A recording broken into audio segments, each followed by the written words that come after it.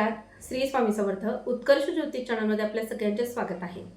आजच्या व्हिडिओमध्ये एक महत्त्वाचा विषय आपण चर्चा करणार आहोत. कुठला आहे तो विषय तर जाणून घेऊया. लवकरच 10वी-12वीच्या परीक्षा येत आहेत आणि त्याचबरोबर जेई, नीट यासारख्या सुद्धा परीक्षा, CET यासारख्या सुद्धा परीक्षा येत आहेत आणि मग या परीक्षांमध्ये यश मिळावं असं प्रत्येकालाच वाटतं. चांगले मार्क्स मिळाले तर त्यावर पुढचं भविष्य आधारित असतं आणि म्हणूनच प्रत्येकाला आशा असते की चांगले मार्क्स मिळाले पाहिजेत. आपल्या मुलांची शैक्षणिक प्रगती उत्तम झाली पाहिजे. त्यांची जर शैक्षणिक प्रगती उत्तम व्हावी असं वाटत असेल किंवा मग त्यांना कुठल्याही चांगल्या कॉलेजला ॲडमिशन मिळावं असं वाटत असेल, योग्य दिशा निवडावी असं वाटत असेल, तर त्यासाठी सगळ्यात महत्त्वाची गोष्ट म्हणजे त्यांच्या होऊ घातलेल्या परीक्षांमध्ये त्यांना यश मिळणं गरजेचं आहे. आणि मग हे यश मिळण्यासाठी कुठल्या सेवा कराव्यात किंवा कुठले उपाय करावेत ज्यामुळे हे यश त्यांना मिळणार आहे, तर त्याबद्दल आजच्या व्हिडिओमधून आपण सविस्तर चर्चा करणार आहोत. तर जाणून घेऊया अधिक माहिती. मात्र त्याआधी अजूनही आपण जर उत्कर्ष ज्योतिष चॅनलला सबस्क्राईब केलं नसेल तर त्या अवश्य करा आणि हो, व्हिडिओ आवडत असतील तर व्हिडिओला लाईक आणि शेअर करायला सुद्धा विसरू नका. मुलांचं भवितव्य आधारित आहे ते म्हणजेच त्यांच्या शिक्षणावर. प्रत्येक पालकाचं स्वप्न असंच असतं की आपल्या मुलांना घवघवीत भरघोस असं यश मिळालं पाहिजे, जे यश मिळाल्यामुळे त्यांना उत्तम कॉलेजला ॲडमिशन मिळेल आणि त्यांचं भवितव्य सुधारेल.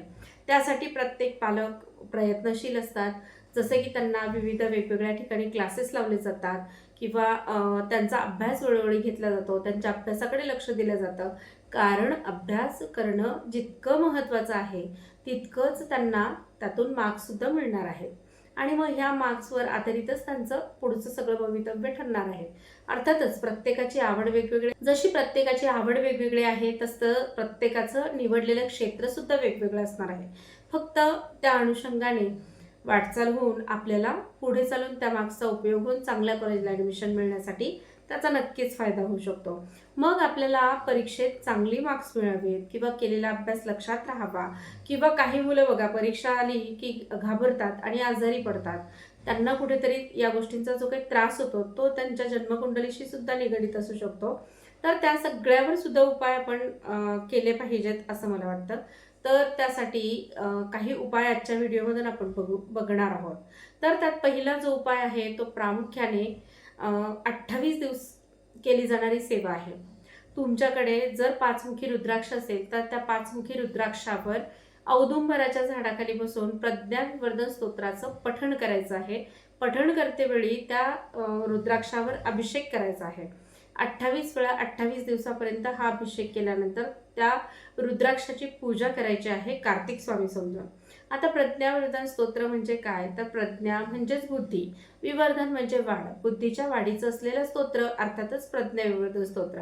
आणि मग हे असं प्रज्ञाविवर्धन स्तोत्र 28 वेळा म्हटल्याने ते सिद्ध होतं. 28 दिवस 28 वेळा का म्हणावं तर त्यात 28 नावं कार्तिक स्वामींची दिलेली आहेत आणि या कार्तिक स्वामींच्या असलेल्या 28 नावांचा जप 28 वेळा रोज केला जातो 28 दिवसांपर्यंत. तेव्हा कुठे ते सिद्ध होतं आणि मग त्यानंतर जेव्हा तुम्ही त्याचा वापर करता, जसं की तुम्हाला परीक्षेच्या आधी अगदीच काही आठवत नसेल तर तुम्ही प्रज्ञाविवर्धन स्तोत्र म्हटलं की तुम्हाला बऱ्याचशा गोष्टी आठवतात, जे की तुम्ही वाचन केलेलं आहे, ज्याचा अभ्यास तुम्ही केलेला आहे. पण वेळेवर जो अभ्यास विसरायला होता ना तो अभ्यास आठवण्याचं काम यामुळे होतं आणि म्हणूनच हा अत्यंत प्रभावी असा उपाय सांगितला जातो. हा उपाय तुम्ही नक्की करून बघा, तुमच्या बुद्धीत वाढ झाल्याशिवाय राहणार नाही.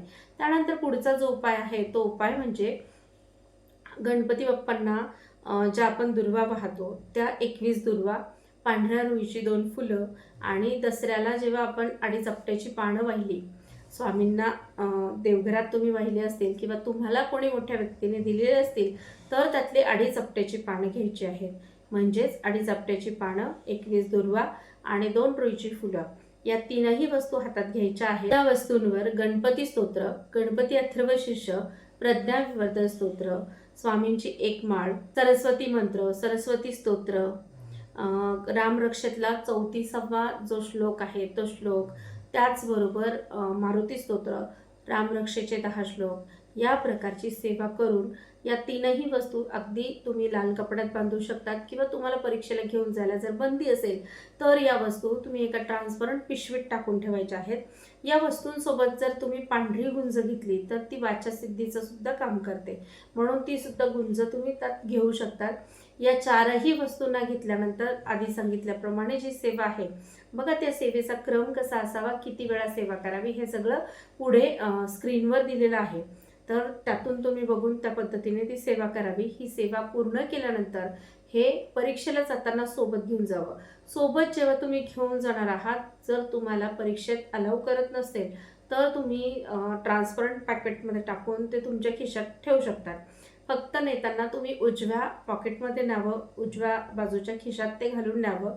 किंवा मग तुम्ही जेव्हा परीक्षेला बसणार असाल तेव्हा जर तुमचे पॉकेट्स चेक केले जात असतील, पाऊच चेक केलं जात असेल तर तुम्ही काढून बेंचवर उजव्या बाजूला ठेवू शकतात. तर या प्रकारचा उपाय जर तुम्ही केलात तर परीक्षेला तुम्हाला नक्कीच फायदा होणार आहे. यासोबतच अजून एक उपाय महत्त्वाचा सांगते. जर समजा तुम्हाला पेपर आल्यावर, परीक्षा आल्यावर भीती वाटत असेल, कुठल्याही प्रकारचं भय वाटत असेल किंवा मनाचं खच्चीकरण झाल्यासारखं वाटत असेल किंवा घाबरून ताप आल्यासारखं वाटत असेल, तर अशा सगळ्या गोष्टींसाठी एक उपाय आहे. तो उपाय म्हणजे एका मातीच्या पंतीत थोडं गोडं तेल घालायचं आहे. त्या तेलात आपला चेहरा पाहायचा आहे. तो चेहरा पाहून झाल्यानंतर त्या पंतीतलं तेल मारुतीच्या मंदिरात जाऊन दिव्यात घालायचं आहे किंवा तिथे जाऊन ते तेल पेटवायचं आहे. हा उपाय केल्याने, याला छायादान असं सुद्धा म्हणतात, तर हा उपाय केल्याने जे मानसिक खच्चीकरण होतं किंवा जे आत्मबल कमी पडतं ते सगळं वाढून तुम्हाला जी परीक्षेत भीती वाटते, परीक्षा जवळ आल्यानंतर निराश वाटतं, हताश झाल्यासारखं वाटतं, तर ते सगळं काही वाटणार नाही.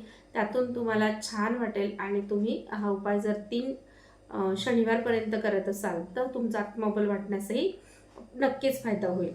तर अशा प्रकारे 10वी 12वीच्या ज्या काही परीक्षा आहेत किंवा कुठल्याही परीक्षांमध्ये तुम्हाला यश पाहिजे असेल तर या प्रकारचे उपाय तुम्ही नक्की करून पाहावे. या उपायांमुळे नक्कीच तुम्हाला फायदा होईल आणि तुम्हाला परीक्षेला छान असे मार्क्ससुद्धा मिळतील. तर मग असे हे उपाय सांगितलेले आहेत. यातला कुठलाही तुम्हाला आवडेल तो उपाय करून बघा. तीनही उपाय केलेत तर अतिउत्तम. नसेल तुम्हाला तीनही उपाय करायला जमत तर किमान यातला एखादा तरी उपाय आपण अवश्य करून पाहावा आणि परीक्षेत आपण अनुभूती घ्यावी. तर अशा प्रकारे आजच्या व्हिडिओमध्ये आपण विशेष माहिती जाणून घेतली. खरं तर अभ्यासाला कुठल्याही प्रकारचा पर्याय किंवा ऑप्शन नाही आहे. अभ्यास केलाच पाहिजे. पण त्याच्यासोबत जर तुम्ही केलेला अभ्यास आठवणीत राहत नसेल किंवा आठवण राहणार नसेल तर तो स्मरणात राहावा. अभ्यासाचा आपल्याला फायदा व्हावा, आपल्याला भीती वाटू नये किंवा कुठल्याही प्रकारचा पेपर आल्यानंतर आपण गोंधळून जाऊ नये, यासाठी असलेले हे उपाय आहेत. तेव्हा जरूर करून पहा. व्हिडिओ आवडला तर व्हिडिओला लाईक आणि शेअर करा. तुम्हाला परीक्षेच्या संदर्भात कुठल्याही प्रकारच्या काही समस्या असतील, तुम्हाला यश मिळवण्यात काही अडचणी असतील तर कुठल्याही प्रकारच्या समस्या विचारण्यासाठी कमेंट बॉक्समध्ये विचारू शकतात. त्यावर उत्तर द्यायला मला नक्कीच आवडेल. व्हिडिओ आवडला तर व्हिडिओला लाईक आणि शेअर करा. धन्यवाद. श्री स्वामी समर्थ.